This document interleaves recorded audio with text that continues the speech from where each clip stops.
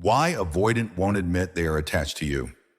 If you've ever been close to someone with an avoidant attachment style, you've probably felt the confusion of knowing they're attached to you, but refusing to admit it. It's one of the most frustrating dynamics in relationships. Their actions sometimes reveal care, longing, or even love, but their words or behavior often deny it. So why does this happen? Why won't an avoidant simply say, "Yes, I'm attached to you"?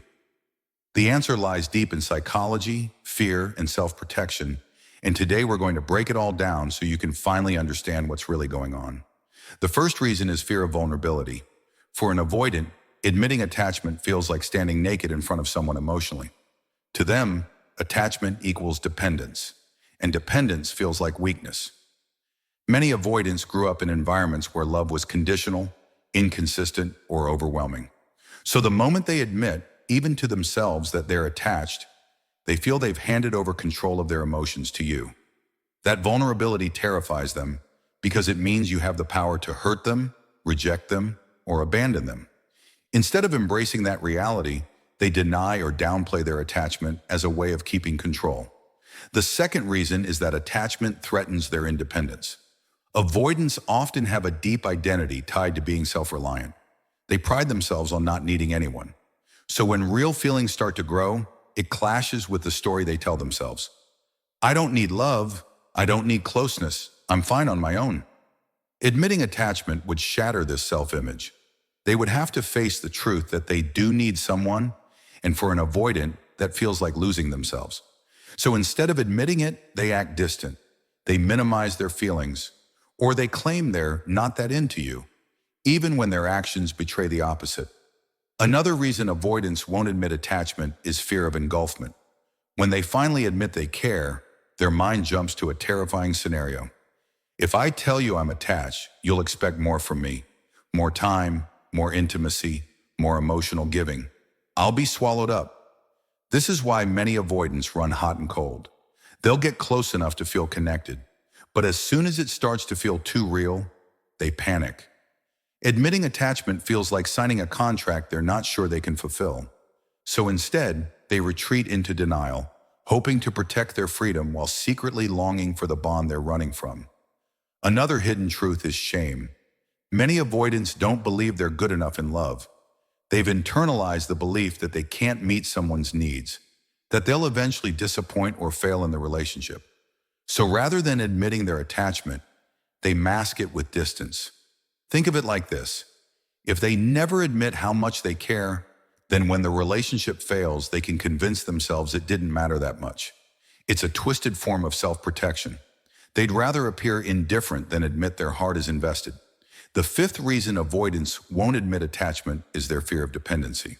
For them, love is dangerous because it makes them rely on someone else for happiness, safety, or emotional regulation. Admitting attachment means admitting that your presence affects them deeply, that your absence would hurt, that your approval matters. That's incredibly uncomfortable for someone who's built an identity around not needing anyone. So even when they're deeply connected, they'll pretend they're detached, not because they don't feel it, but because admitting it would make them feel powerless. Another important layer is the fear of loss. Ironically, the more attached an avoidant becomes, the more terrified they are of losing you. To them, attachment feels like putting all their emotional eggs in one basket. And what if that basket breaks? Admitting how much they care raises the stakes. So if you ever leave, the pain would be unbearable. By refusing to admit attachment, they convince themselves they're safe. They say, if I don't name it, it won't hurt as much if it ends. But of course, this isn't true. Their feelings are real whether they admit them or not. It's also worth noting that avoidants often express attachment through behavior, not words. They might show up when you need them. They might remember tiny details about your life. They might quietly do things that make your life easier. But when you ask, do you love me? Do you care? Are you attached to me? They freeze. Words feel too exposing.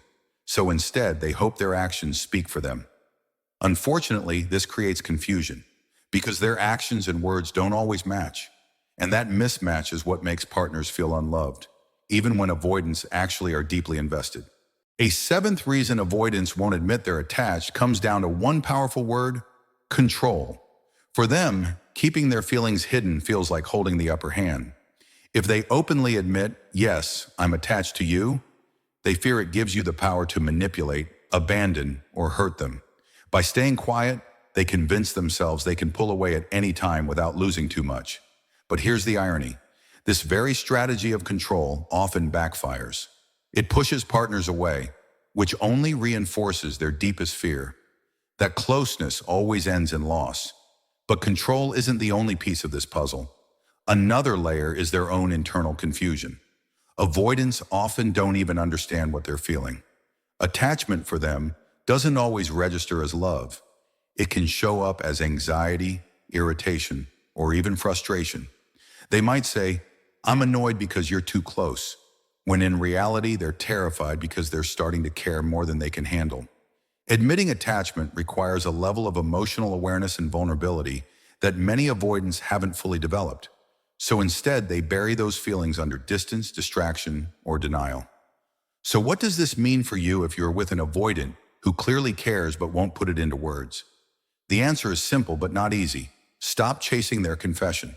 Stop begging them to name their attachment, because the truth is, they're showing you already. Look at their behavior. Do they keep coming back when they could easily leave? Do they carve out space for you in their life, even in small ways? Do they share little pieces of themselves they don't reveal to others?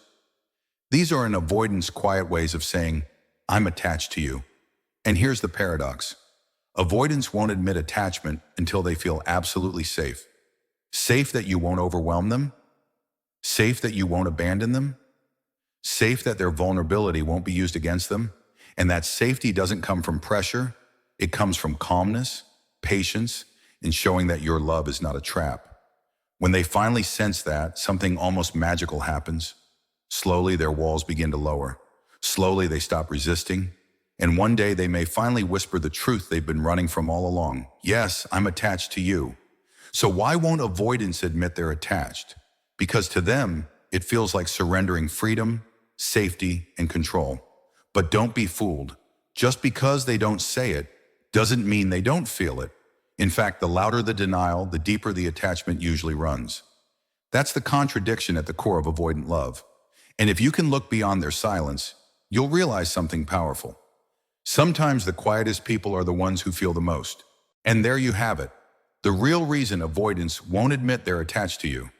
Their silence isn't emptiness, it's fear, control, and protection. If you found this video helpful, make sure to hit that like button, share it with someone who needs to hear this, and subscribe for more deep insights into relationships and psychology. Remember, real connection isn't about forcing someone to confess. It's about creating the safety where they finally choose to. Thanks for watching, and I'll see you in the next video.